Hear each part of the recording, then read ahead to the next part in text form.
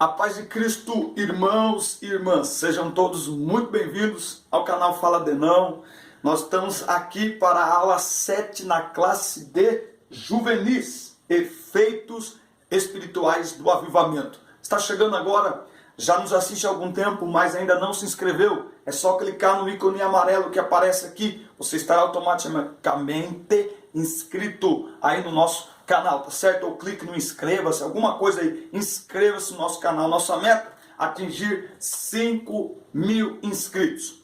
Agradeço a todos vocês, essa semana atingimos 180 mil, já ultrapassamos 180 mil visualizações. Você sabe, toda segunda-feira aqui no canal Fala Denão, aula de jovens, juvenis e adolescentes, tá certo? Toda semana. E na parte de baixo dos vídeos, não tem um lugar escrito descrição? Aí ali na descrição está escrito assim, mostrar mais. Clica ali, todas as minhas redes sociais estão ali, Twitter, Instagram, Facebook, está tudo ali, incluindo meu WhatsApp. No WhatsApp eu tenho 2 grupos de professores do Brasil e do exterior, onde compartilhamos os assuntos da semana e materiais em PDF. Tá certo? É muito importante, tiramos dúvidas, tem sido uma bênção esse tempo de crescimento para todos nós, tá certo? Toda segunda, então, aqui no canal Fala Denão, EBD na área. Quarta-feira é o Fala Denão. Eu respondo perguntas, suas perguntas, perguntas dos seus alunos, dos jovens que você lidera, enfim. Estamos aqui à disposição. As perguntas nos ajudam a crescer enquanto pesquisamos para responder e tal, sempre de acordo com a palavra de Deus. Temos mais de 200 vídeos, EBD, sexualidade, relacionamentos, ministrações da palavra de Deus. Há mais de 20 anos estamos trabalhando com esse público, o Senhor tem nos ensinado, nos dado experiência, nos feito passar por diversos momentos que tem nos ensinado muitas coisas importantes. Então vamos compartilhar a palavra de Deus, tá certo? Então vamos à aula 7 na classe de juvenis, efeitos espirituais dos avivamentos, mas antes, roda a vinheta.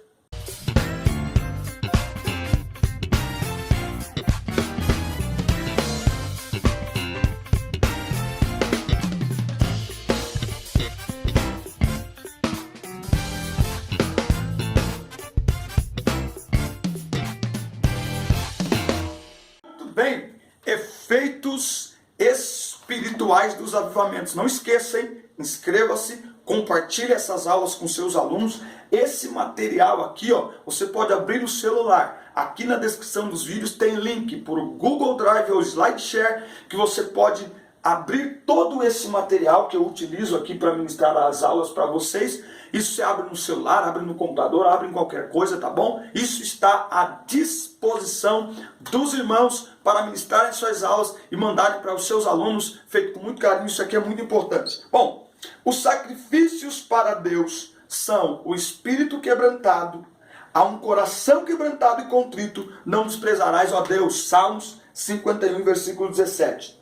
Devemos observar o efeito operado, argumenta um grande estudioso do avivamento. Então, assim, a palavra avivamento, ela nem tem na Bíblia. Então, como que nós entendemos que é preciso haver avivamento? E como acontece o avivamento? E quais os efeitos? É isso que nós estudamos para chegar ao termo avivamento e para buscarmos um avivamento e para vivermos um avivamento. Então, hoje, nós vamos estudar os efeitos, os frutos, os resultados de um avivamento. Não é porque dizemos que estamos vivendo um avivamento que de fato estamos. É analisado os frutos, os resultados. Um autêntico avivamento do Espírito produzirá alguns efeitos que atestam a veracidade dessa experiência espiritual. Então, novamente, não é verbalizado apenas, são efeitos práticos e visíveis, tá certo? Entre eles, maior compromisso com a palavra de Deus, compromisso com vida de oração e um coração quebrantado diante de Deus. Então, é possível analisar o contexto dos avivamentos, os fatos que o antecedem, seus efeitos, e a partir daí, observar nos dias atuais o quanto precisamos e como identificar quando ele chegar, quando ele ocorrer. O avivamento precisa ser autêntico. E isso traz sinais bem específicos, ocorridos em todos os avivamentos da história. Palavra, oração quebrantamento, autenticidade, originalidade. Não basta dizer que está vivendo o avivamento. É preciso analisar, por meio dos seus efeitos, se de fato nós estamos vivendo um avivamento.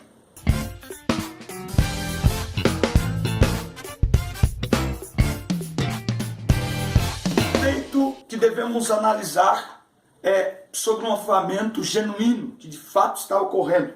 Compromisso com a palavra de Deus. Fundamentados na palavra. A maravilhosa experiência de estar com Jesus de Nazaré está fundamentada pelas Santas Escrituras, pois são elas que de mim testificam. João 5,39. No desenvolvimento da história da igreja, o conceito de autoridade e suficiência das Escrituras foi o marco do protestantismo, cunhando assim o conceito clássico de sola Escritura, isto é, somente as Escrituras são nossa regra de fé e prática. Logo, as experiências extraordinárias ocorridas nos avivamentos nunca desmereceram o papel importante das Sagradas Escrituras na vida da Igreja de Cristo. Ao analisar os avivamentos bíblicos e históricos, vemos como uma das grandes marcas desses movimentos o maior compromisso das pessoas com as Escrituras sagradas, certo? E aí ele vai falar e tal. Por isso concluímos que um verdadeiro avivamento do Espírito Santo deve levar o crente a amar a palavra de Deus. Outras informações que eu vou colocando, você vai anotando, pegou o bloco de anotações, tá bom? Você está com a revista aí, então eu leio alguma coisa e comento, tá bom? Não vou ler toda a revista, senão ela já está na sua mão. Sobre os efeitos do avivamento, um grande estudioso do tema relatou que a Bíblia passa a ser um objeto de estima e apreço para quem foi alcançado pelo avivamento.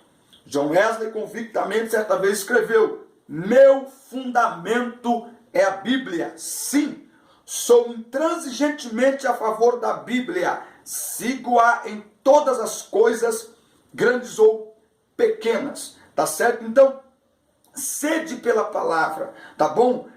Pessoas que querem ouvir a palavra de Deus, tá bom?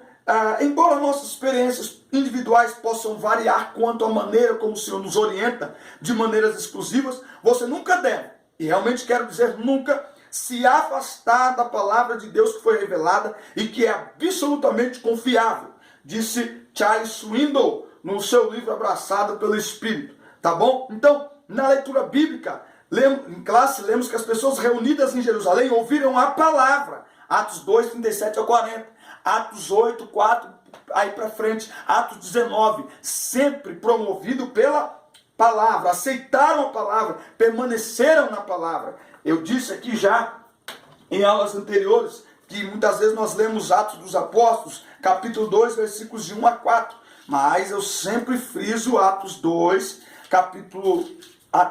versículos 42 em diante, que vai dizer, né? Não é só, não termina com a experiência do derramamento de poder, não termina no falar em línguas, não. Atos 2, versículos 42. Todos se dedicavam de coração ao ensino dos apóstolos. O que os apóstolos ensinavam? Palavra, tá bom? Palavra. Então, é promovido, é gerado pela palavra e o povo abre o coração para a palavra. Nunca houve verdadeiro avivamento sem que as Escrituras fossem consideradas a voz de Deus para o seu povo. Por isso, um verdadeiro avivamento, primeiro sinal, reacende o compromisso do povo com a palavra de Deus.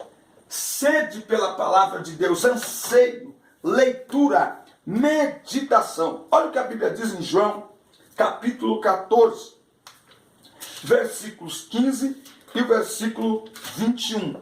João 14, versículo 15. Se vocês me amam, obedecem a meus mandamentos. A minha palavra. Onde é que estão os mandamentos do Senhor? A palavra, a Bíblia. Versículo 21. aqueles que aceitam meus mandamentos e lhes obedecem são os que me amam. E porque me amam, serão amados por meu Pai. E eu também os amarei e me revelarei a cada um deles. Então quem ama a Deus, ama a sua palavra. Tá certo? Então veja, Ezequias trouxe a palavra de volta. Segunda Reis, um dos grandes avivamentos da história, se não o maior. Segunda Reis, capítulo 18.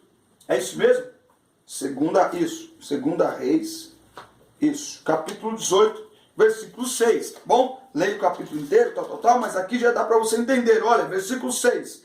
Ezequias se apegou ao Senhor, não se afastou dele e teve o cuidado de obedecer a todos os mandamentos que o Senhor tinha ordenado por meio de Moisés. Então Ezequias foi diferente de outros reis. Ele amou a palavra do Senhor e promoveu um dos maiores e mais poderosos avivamentos de toda a história. O templo estava fechado, os sacerdotes, os levitas já não cultuavam, já não praticavam mais os seus ofícios, já não tinha mais culto, não tinha adoração, não tinha nada. Ezequias assumiu no primeiro ano, com 25 anos de idade, ele já reformou tudo e trouxe a palavra para o seu devido lugar.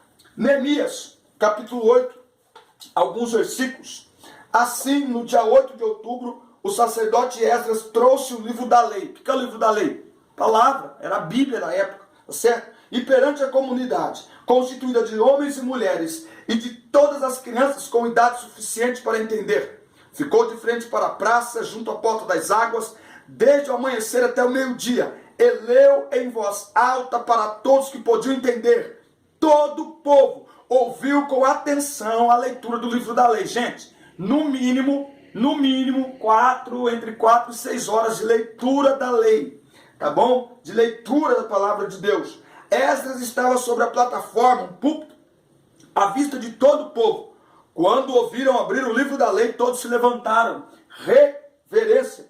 Esdras louvou o Senhor, o grande Deus, e todo o povo disse amém, amém, com as mãos erguidas. Depois prostraram-se com o rosto no chão e adoraram o Senhor. Olha o que diz o versículo 9. Então o governador Neemias, o sacerdote, o escriba Esdras e os levitas que instruíram o povo disseram: não se lamentem nem chorem num dia como este. Hoje é um dia consagrado ao Senhor seu Deus, pois todo o povo chorava enquanto ouvia as palavras da lei. Então, arrependimento, confissão, tudo gerado pela palavra, compromisso com a palavra de Deus. Atos, a escola bíblica, não é? Atos, capítulo 19, e versículos do 13 ao 20, você vai ver tudo que vai acontecer por causa da palavra, o impacto da palavra numa das cidades mais idólatras do império. Atos, capítulo 19, a partir do versículo 13. Romanos, por quê? Essa palavra ela é poderosa. Nós não podemos ignorar, desprezar essa palavra. O maior ataque à igreja não vem de fora, vem de dentro, de um povo que não ama a palavra. Por quê? Romanos 1:16, pois não me envergonho das boas novas a respeito de Cristo, do Evangelho, que são o poder de Deus em ação para salvar todos os que creem. A palavra, portanto, é poder, então ela não pode ser ignorada. 1 Coríntios 1:18, a mensagem da cruz é loucura para os que se encaminham para a destruição, mas para nós que estamos sendo salvos, ela é o poder de Deus. Hebreus 4:12, a palavra é viva, eficaz e mais penetrante do que qualquer espada de 2 gumes, que penetra até a divisão da alma e do espírito, juntas e medulas, e é apta para discernir pensamentos e intenções do coração. O motor do avivamento, o processador do avivamento é a palavra. Não há avivamento sem palavra. Portanto, o avivar é voltar para a origem como verdadeira, como verdade absoluta. A palavra é a palavra de Deus. A Bíblia não contém a palavra de Deus, ela é a palavra de Deus. A Bíblia fechada é palavra de Deus. Aberta é palavra de Deus. Cuidada é palavra de Deus. Queimada é palavra de Deus. Ela é o que ela é. Todo avivamento ao longo da história foi sempre precedido pela exposição clara da palavra de Deus. Em tempos de relativismo espiritual, onde a Bíblia é atacada como antiquada, atrasada, opressora, A tática do inimigo é desacreditar a Bíblia. É fazer os cristãos usarem apenas dentro da igreja, no culto, e desprezarem ela no dia a dia.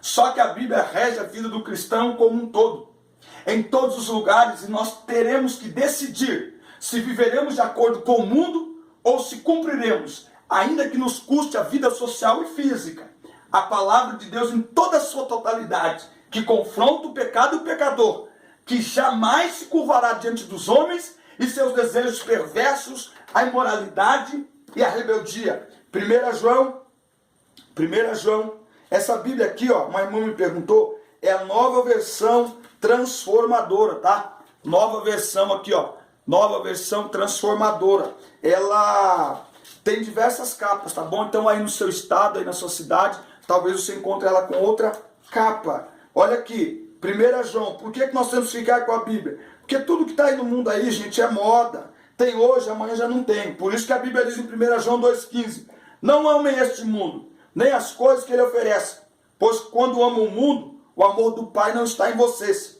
Porque o mundo oferece apenas o desejo intenso por prazer físico, o de nossas realizações, o orgulho e os bens. Isso não provém do Pai, mas do mundo. E este mundo passa, e com ele tudo que as pessoas tanto desejam. Mas quem faz o que agrada a Deus, vive para sempre. Então, nós temos que decidir ficar com a palavra de Deus.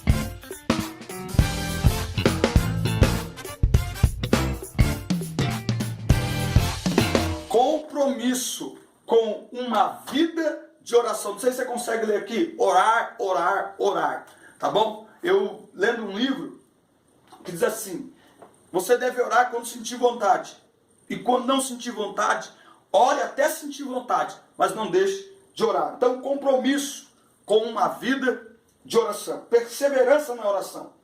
Outro efeito produzido pelo mover espiritual que sacudiu os primórdios da igreja foi a perseverança na oração. E perseveravam na doutrina dos apóstolos, no partir do pão, na comunhão e nas orações. Atos 4,31. E tendo orado, moveu-se o lugar em que estavam reunidos. 1 Tessalonicenses 5,17. Orai sem cessar. Tá bom? Então, vida de oração.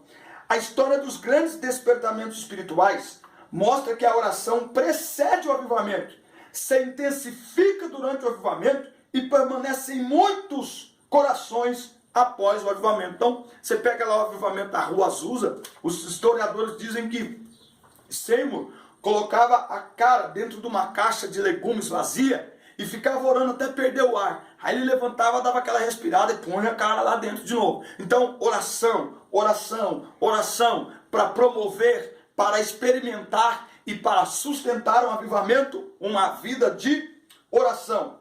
Exemplos de perseverança em oração nos movimentos e avivamentos. Para exemplificar esse aspecto, a história mostra o avivamento do país de Gales, segundo o relato de Wesley Dewar, chegando a meados do século XIX, onde muitos cristãos piedosos sentiam a necessidade de um avivamento e começaram a orar fervorosamente por um mover do Espírito. Em 1859, o avivamento chegou poderosamente e estabeleceu reuniões de oração por muito tempo. Eu não sei se você é daquela época que tinha oração nas igrejas, não sei como que é no seu estado, todo dia pela manhã, das 7 às 8, das 8 às 9, sexta-feira às 2 da tarde, oração na igreja. Tarde da oração, tarde da bênção. E no mínimo era 1 hora de oração. Não tinha esse negócio de ficar cantando 1 hora e depois 20 minutos de palavra, não. Era 1 hora de joelho. Das 2 às 3 de joelho, depois tinha louvor, tinha palavra, mas era 1 hora de joelho. Eu sou desse tempo. Chegar no culto, primeiro dobra o joelho, ora, fala com Deus. Certo? Alguns cultos, das 7 às 7h30 oração, das 7h30 às 8 oração. Tá bom? Então, todo o avivamento, ele é precedido por oração. Ele é sustentado por oração. Dê uma olhada no avivamento na China. Dê uma olhada no avivamento na China. Um país comunista, um país fechado para o evangelho. Eles tinham deficiência de Bíblia, mas os jovens começaram a orar. Os jovens começaram a orar. Os jovens começaram a orar. E hoje a China vive um pleno avivamento, com milhões e milhões de pessoas servindo a Jesus dentro de um país comunista, promovido pela oração. Coloca aí no YouTube, avivamento na China. E nós, enquanto movimento pentecostal e até a Assembleia de Deus, devemos muito, né, aos círculos de oração. Apesar de tradicionalmente serem dirigidos por mulheres, os círculos de oração são um evento aberto para toda a igreja. E se quisermos um avivamento para a nossa geração, é preciso que homens, mulheres, jovens, crianças, idosos, leigos e ministros clamem a Deus com toda a oração e súplica. Novamente, eu lanço mão aqui da palavra de Deus. Nós lemos Efésios 5 e 18. Nós paramos ali. Nós lemos Efésios 5 e 18, né? Não se embriaguem com vinho, pois ele os levará ao descontrole. Mas o texto não para aqui, ele continua. Em vez disso, sejam cheios do Espírito Santo, cantando salmos, hinos e cânticos espirituais entre si, e louvando o Senhor de coração com música. Então, continua, tá certo? Ele não para aqui. Para ser cheio do Espírito Santo é toda uma vida, é todo um contexto. A praga, me permite usar essa palavra, a praga da teologia da prosperidade e o relativismo estragaram a vida devocional da igreja. O que é devocional? É um tempo a sós com Deus. Lembro-me quando criança que meus pais e irmãos oravam por tudo. Para começar, para terminar, para comer, para dormir, para acordar, para sair, para chegar. Não sei se você é desse tempo. Saía de casa para ir para algum lugar antes de sair pela porta. Peraí, vamos orar. Senhor, leva-nos na tua paz. Estamos indo para tal lugar, estamos indo para a igreja, estou indo para a escola, estamos indo viajar. Amém. Chegava no lugar, principalmente se fosse a casa de um outro irmão, de pessoas crentes, chegava lá. Antes de qualquer coisa, de fazer mala, só um minutinho, antes de tomar café, beber água, vamos orar porque Deus trouxe os irmãos em paz. Primeira vez que eu vim na casa da minha sogra, para falar com ela sobre a minha esposa, para namorar minha esposa, ela fez isso comigo. Cheguei lá, antes de sentar no sofá, acho que a gente morávamos em cidades diferentes, quando eu cheguei ela disse, vamos orar porque Deus trouxe o irmão em paz. Então, são esses costumes. Orar é um estilo de vida. Necessitamos da oração, pois é através dela que nos comunicamos com Deus. Por que orar se Deus sabe de tudo? Relacionamento, eu preciso de Deus. Jeremias 29:13. Buscar-me-eis e me achareis de todo o coração. Orar é buscar a Deus, é buscar o coração de Deus, tá certo? É se relacionar com Deus. Por que preciso orar se Deus sabe de tudo? Dependência, tudo vem dele. Romanos 11:36, porque dele, por ele e para ele são todas as coisas. Então, por mais que eu tenha habilidades, criatividades e condições, quando eu oro, eu reconheço que tudo vem dele, ou a condição ou a falta dela. Tudo é para a glória dele. Nada é porque eu sou bom, nada é porque eu posso, tudo é por ele. E também prontidão. Estamos em guerra. Efésios capítulo 6, versículos de 13 a 18. Você lê aí, tá bom? Senão o vídeo fica muito longo. Mas aqui, tal. Aí é a armadura de Deus, cinto da verdade, couraça da justiça, calçado com os sapatos das boas novas, preparados em todas as situações do escudo da fé, e tal, capacete da salvação, espada do Espírito, versículo 18. Orem no Espírito em todos os momentos e ocasiões. Permaneçam atentos e sejam persistentes em suas orações por todo o povo santo. Então, nós devemos estar prontos. Orar é estar em prontidão, tá certo? Por quê? Porque nós estamos em uma batalha espiritual. Oração não é a última opção, é a única. Quando precisamos de Deus? Só na aflição, na angústia, na enfermidade? Todos os dias? Então preciso orar todos os dias. A oração não está restrita ao ciclo de oração, às mulheres da igreja, mas a toda a igreja. Não é porque os nossos alunos são juvenis, ou você que está assistindo aí é um juvenil, tem 15, 16 anos, não importa, a oração é para todos. Os cultos estão cheios de programação, sem oração. Canta 1h30, prega 20 minutos e pronto. Igrejas frias, lotadas de pessoas vazias e indiferentes, onde o Espírito Santo não tem mais liberdade de agir, pois o povo está disperso no culto, pensando em si mesmos e não em buscar a Deus. Se voltarmos a orar, muitas intrigas serão desfeitas, milhares de casamentos restaurados, pecados ocultos descobertos e tratados, milhões de almas serão salvas. Uma igreja que não ora é um paciente terminal, com a diferença de que para a igreja a esperança, ela não está desenganada se voltar a praticar a oração. Abacuque 3:2 é uma oração. Ouvi tua palavra e temi, aviva. Avivamento só é gerado, ou o ambiente para a promoção de um avivamento é um ambiente permeado por oração, impregnado por oração.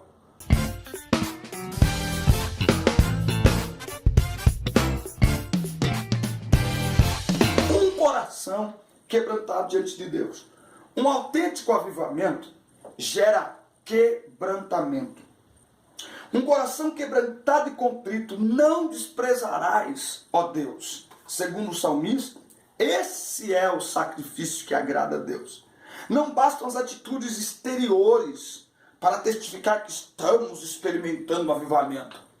O autêntico avivamento gera um quebrantamento de coração, a sede dos sentimentos, dos desejos e das vontades humanas. Um autêntico avivamento nos faz descansar na eficácia do sacrifício vicário de Cristo. Ao analisar os efeitos positivos do avivamento, um grande estudioso sobre o avivamento relata que em 1735, em Northampton, houve um profundo senso de pecaminosidade e indignidade. Esse sentimento avassalador também estava presente em todas as outras experiências de avivamento. Não é bíblico um avivamento que não quebranta. Eu já disse em aulas passadas, o avivamento primeiro deve nos colocar de joelhos, quebrantados, rendidos, reverentes, tremor e temor. Porque ao sermos expostos à palavra de Deus, nós percebemos quão distante estamos, quão cheio de pecados nós estamos. E aí nós nos rendemos. Nós nos quebrantamos e nós, em primeiro lugar, clamamos pela misericórdia de Deus. Olha aqui, ó, Atos 19:18. Muitos dos que creram confessaram suas obras pecaminosas. Isso é feito de avivamento, exposição da palavra. Onde há avivamento não há pecado escondido. Não há.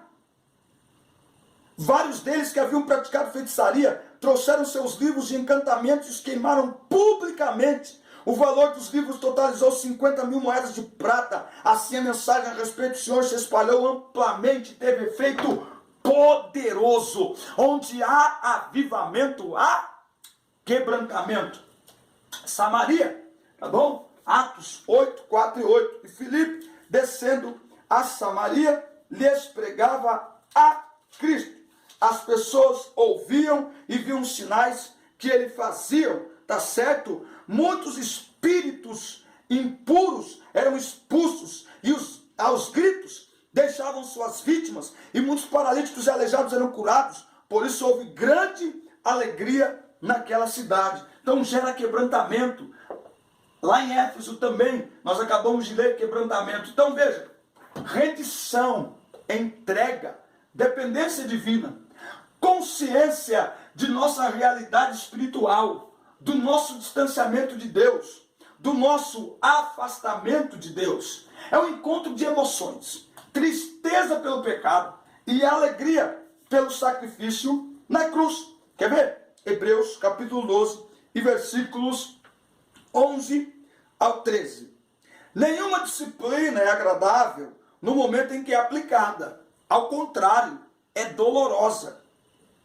Mais tarde, porém, produz uma colheita de vida justa e de paz para os que assim são corrigidos. Portanto, revigorem suas mãos cansadas e seus joelhos enfraquecidos. Façam caminhos retos para seus pés, a fim de que os mancos não caiam, mas sejam fortalecidos. Então, quebrantamento. Quebrantamento é a quebra da nossa própria vontade, de forma que nossas ações passem a ser governados por Deus, através do Espírito Santo. O quebrantamento transforma nosso temor natural no temor a Deus.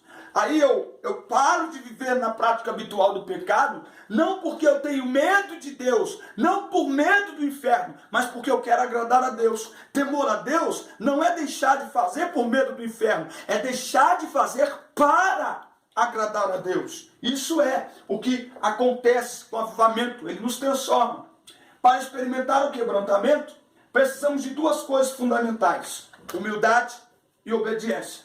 A humildade, segundo a Bíblia mostra, é a pessoa que concorda com Deus em seu coração, mesmo que em sua mente ela discorde. E mostra que reconhecemos que erramos. Não adianta ficar remoendo o pecado, é preciso confessar, seja ele qual for. Olha o que a Bíblia diz, é lindo isso aqui, ó. Salmos 103, versículo 8, verso 8, tá bom? O Senhor é compassivo e misericordioso, lento para se irar e cheio de amor. Não nos acusará o tempo todo, nem permanecerá irado para sempre. Não nos castiga por nossos pecados, nem nos trata como merecemos. Do que o salmista está falando aqui? De misericórdia. O que é graça e o que é misericórdia? Graça é receber o que não merecíamos. E misericórdia é não receber o que merecíamos. Graça. O que nós recebemos não merecemos? A salvação em Cristo Jesus. E misericórdia. Nós não recebemos o que merecíamos. O que merecíamos? Condenação, inferno, desprezo eterno, vergonha eterna. Tá certo? Então, veja, ele é misericordioso. 1 João, abre aí, irmão, 1:9. Mas, se confessamos nossos pecados, ele é fiel e justo para perdoar nossos pecados e nos purificar de toda injustiça. Então, primeira coisa, humildade. Humildade, para reconhecer que está errado. Humildade. Segunda coisa do quebrantamento, obediência. De nada adianta ler o que a palavra diz e não praticar. É preciso cumprir a palavra de Deus. A desobediência, a rebeldia, nos leva para longe de Deus. Só a obediência nos traz de volta. João 14:21, que nós já lemos, mas vale a pena, porque é muito lindo o que diz aqui em João 14:21. Aqueles que aceitam meus mandamentos e lhes obedecem são os que me amam. Não adianta achar a Bíblia bonitinha. Não adianta achar as palavras de Jesus bonitinhas. É preciso obedecer, praticar a palavra de Deus. Romanos 12:2. Nessa nossa mentalidade, muitas vezes influenciada pelo mundo, Paulo diz em Romanos 12:2. Não imitem o comportamento e os costumes deste mundo, mas deixem que Deus os transforme por meio de uma mudança em seu modo de pensar, a fim de que experimentem a boa, agradável e perfeita vontade de Deus. O que é isso? Obediência. De nada adianta você ouvir a palavra na igreja, ou até aqui enquanto nós estamos ministrando, e saber que precisa mudar, mas não aceitar a mudança, não aceitar mudar. É preciso obedecer. Por quê? Porque Deus não tem compromisso com o desobediente. Tá certo? E para nós encerrarmos aqui, 1 João 1:7. Mas se vivemos na luz, como Deus está na luz, temos comunhão uns com os outros. E o sangue de Jesus, seu Filho, nos purifica de todo pecado. Humildade e obediência. Andar na luz como Ele está na luz. Ser humilde para reconhecer que vive em trevas, ou que está vivendo uma vida de trevas, ou que ainda está ligado às trevas, e se humilhar e obedecer a palavra de Deus. Isso é andar na luz, e Ele nos perdoa de todos os pecados, e Ele muda por completo a nossa vida, a nossa história. Amém, queridos? Que Deus abençoe a vida de vocês. Só para a gente concluir aqui, professor, líder, pai, enfim, todos nós, não basta nós falarmos sobre oração. Oração tem que ser algo que transpire da nossa vida. Então nós temos que parar de dizer que não temos tempo para orar. Aliás, querido, a sua dedicação à oração e à palavra de Deus vão influenciar muito na tua alma. Porque se você não ora, se você não lê, não medita na palavra de Deus, você vai ficar dando justificativas. Então, já que você está assistindo a aula antes de dar aula, mude o seu comportamento e assuma a partir desta aula um compromisso de oração, de leitura da palavra, de meditação, para que a sua aula não seja apenas uma falácia, uma verbalização, mas que passe a ser algo que faz parte da sua vida, do seu dia a dia. Que Deus abençoe a vida de vocês, foi um prazer em mais esta aula. Assista, curta, compartilhe, inscreva-se no canal, deixe o seu comentário. Deus abençoe tua semana, Deus abençoe tua casa, teus alunos, teus sonhos, teus projetos, teu ministério, os teus negócios. Fique na paz, bom domingo e até a próxima aula. Deus abençoe.